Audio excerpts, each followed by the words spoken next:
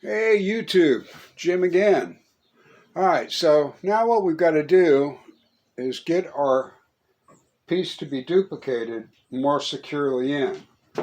On these pins, it's got a slot on the end of it and this wing nut here.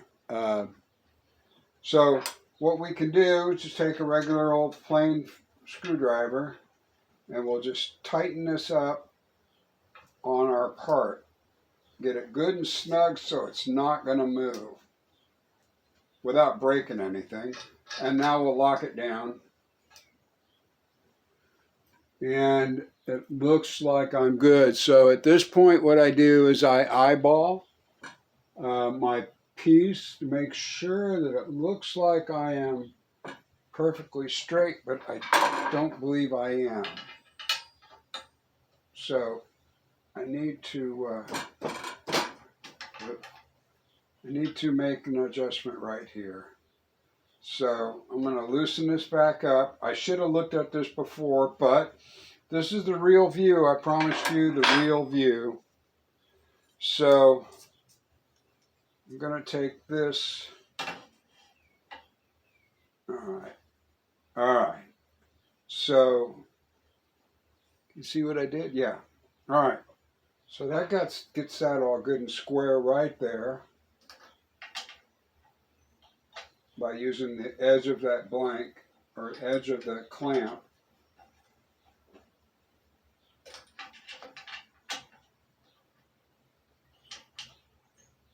There we go. Snug that in. All right.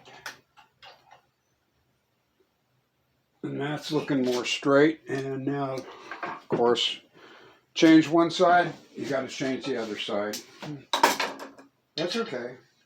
That's why we're doing the video, to show you what it really takes. So we'll loosen that up. We'll do the same here. And like I say, somebody who's done this more often might have a better way. If you do, let me know, please, because I want to learn too.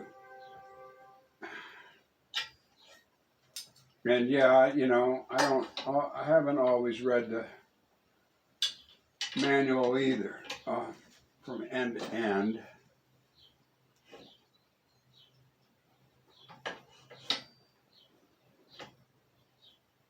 There we go. All right. All right, now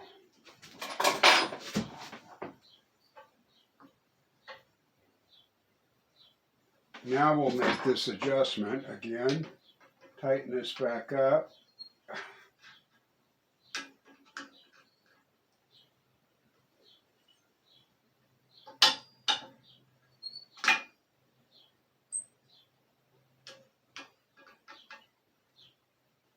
That's looking a lot straighter now. All right, I'm happier with that.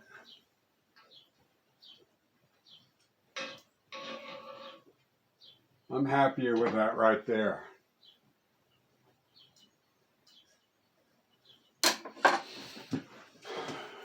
So, got that part.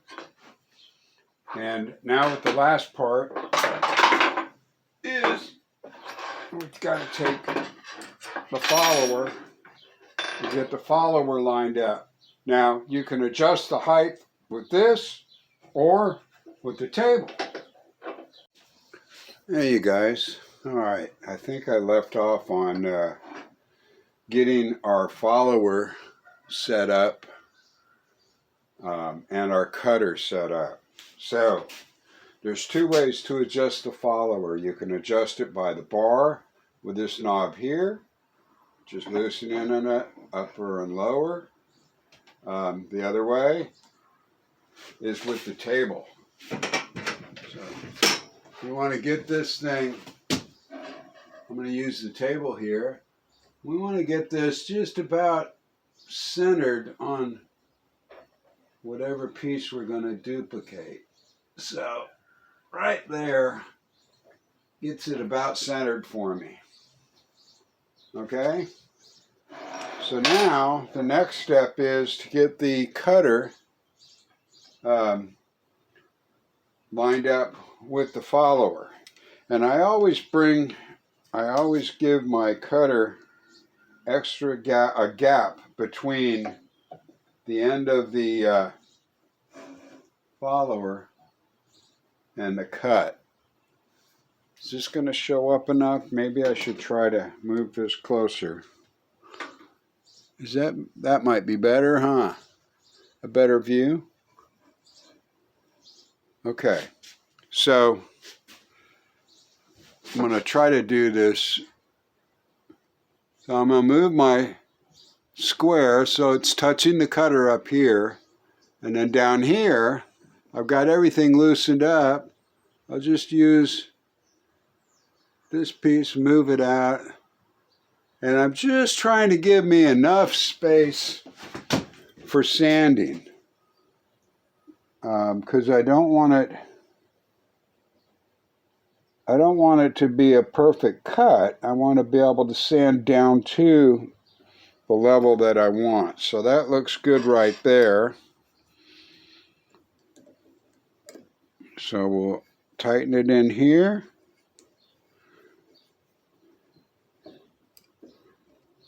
All three of these need to be tightened down, and you need to make sure this is flat for the cutter. There we go. All right. Make sure this one, there's 4 heads here. All right, good. So now I'm set up. Before I go any further, I'm going to check everything and make sure everything's tight. So I'm going to go through all the different Allen screws, make sure they're good and tight, and then verify everything's right. Then I'm going to cut a piece of, I'm just going to grab a chunk of 4x4 scrap to mount it up here so we can see the Lathe duplicator actually duplicate something, or I'll try. I don't know yet. But that's pretty much the setup, okay, that you have to go through, I think. I don't think there's anything else that I'm missing. Oh, the cover, huh? Oh, yeah. Oh.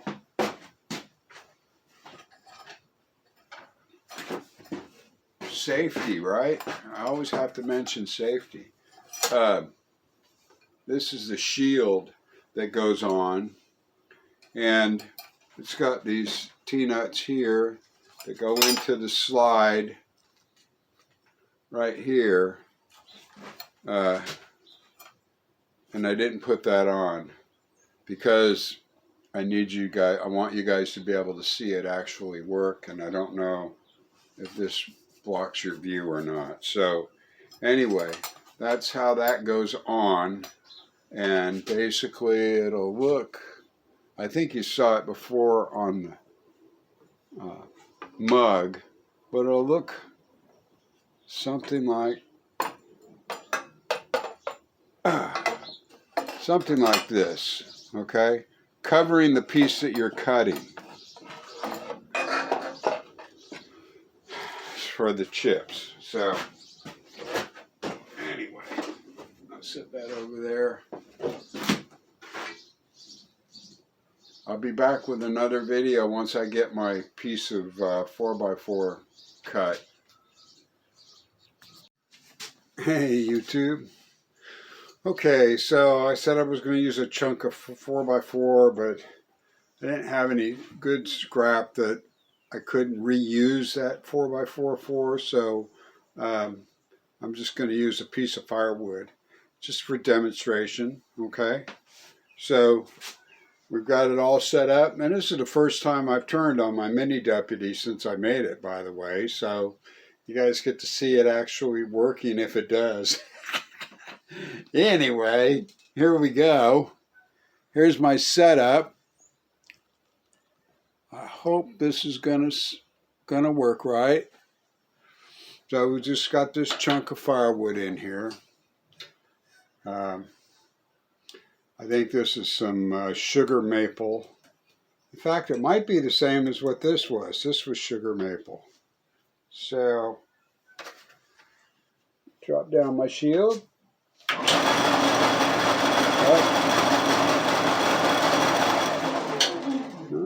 Not quite centered, but probably good enough. So let's just see what happens here.